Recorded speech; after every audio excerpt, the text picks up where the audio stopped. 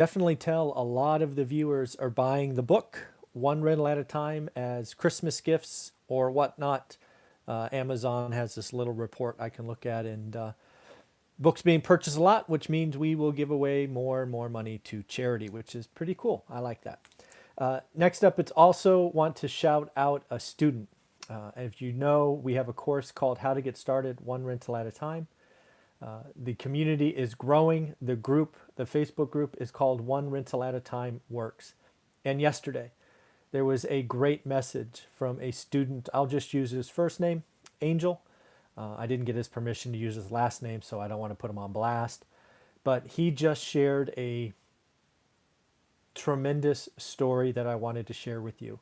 2020 has been a hard year for new real estate investors. If you're watching this channel, you are likely at least interested in real estate. And it's been a rough year. It's been the hardest year yet. I consistently say that. But it's also been the best year to learn.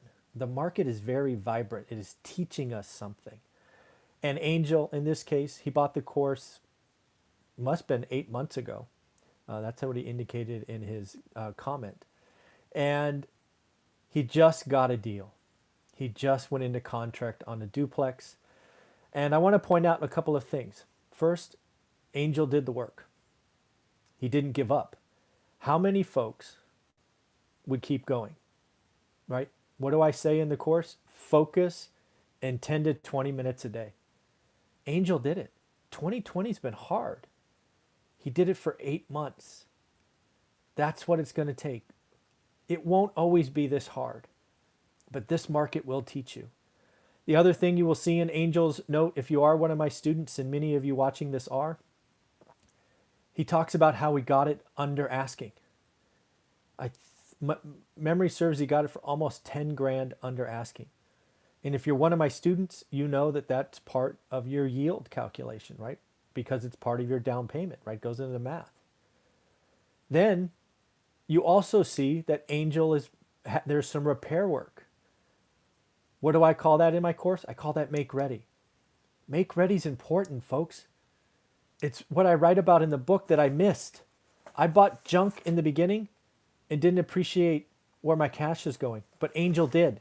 He understood where it was. He understood the impact on his investment, and he made a great deal. And now he's house hacking. He is going to live in one side. He's going to rent out the other. It's going to cover most of his mortgage. So again, folks, I know how to do it. We're teaching people. More and more people are joining. If you join the Facebook group.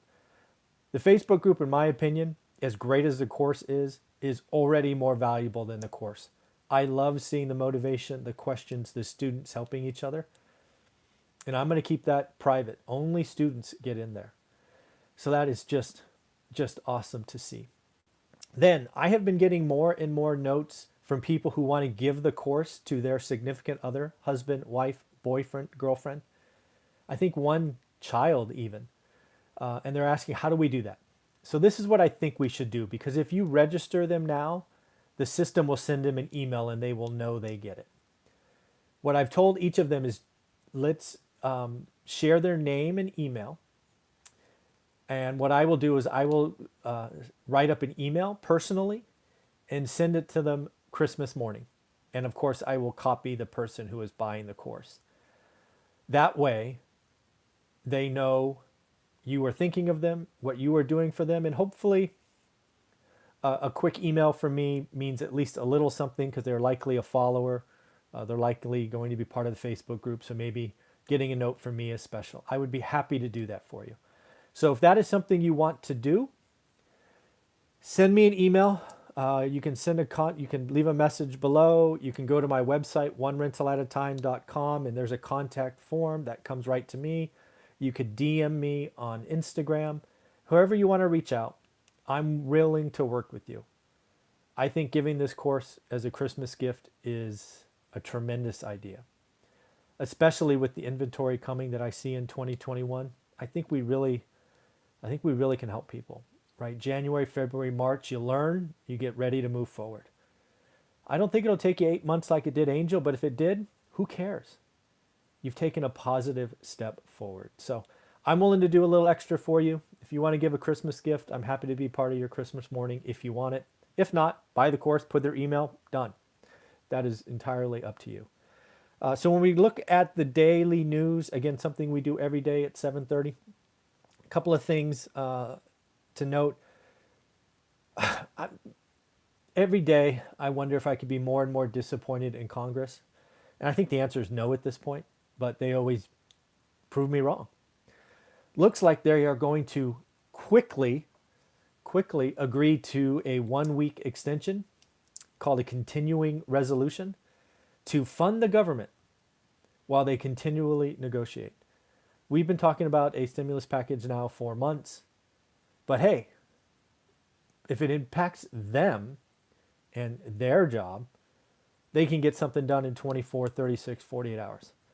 I personally think that's disgusting. Just disgusting. I personally say keep the December 11th deadline and then just lock them in Washington and don't let them leave.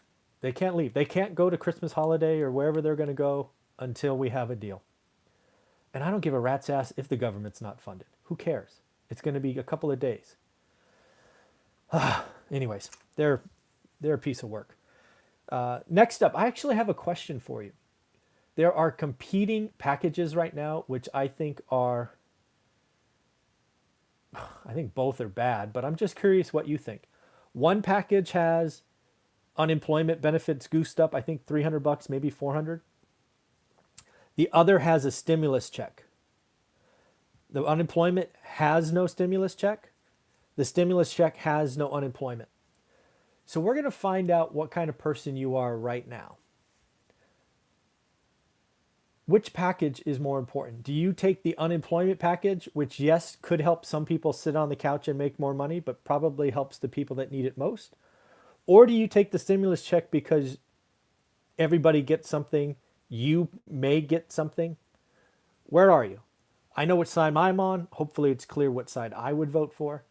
But yeah, unemployment package. Thank you. All right, you guys are awesome. Keep those comments coming. Unemployment package is the only right answer, by the way. Just saying. Just saying. I love how all of you said unemployment. That warms my heart. That makes today a nice day. Thank you for making me smile.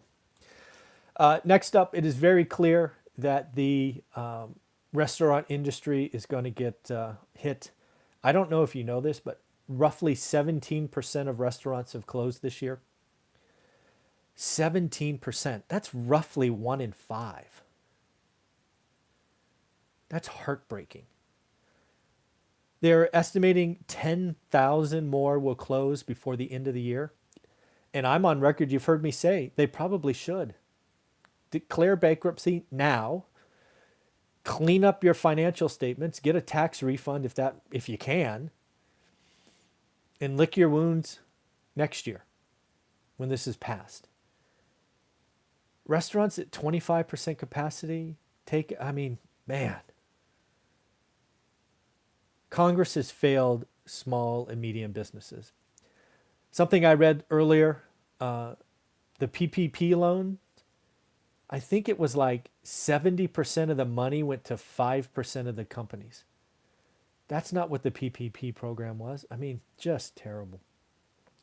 More and more economists must be watching this channel with you because they agree with us now, and that Q4 and Q1 are going to be tough, with Q2 through Q4 of next year being much better. We've been talking about that for months now.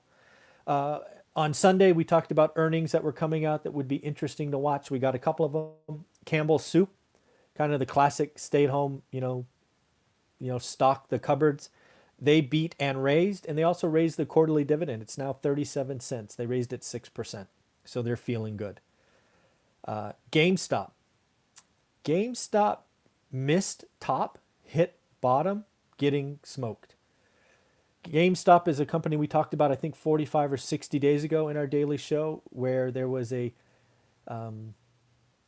outside actor buying up 10% of the company and basically forcing them to drop their model of storefronts, right? GameStop, if you don't know, is very storefront driven.